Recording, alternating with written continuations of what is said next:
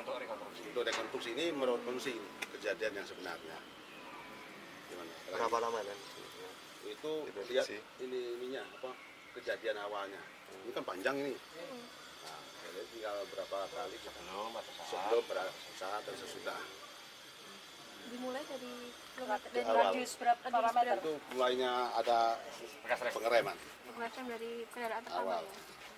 Itu remblong ya, Don? Bukan apa? Belum tahu, nah, masih dalam penyidikan. Apakah sopir truk bisa jadi tersangka nanti, Don? Ya, Sopir truk apa? makanya kita ada pemeriksaan, ada penyidikan.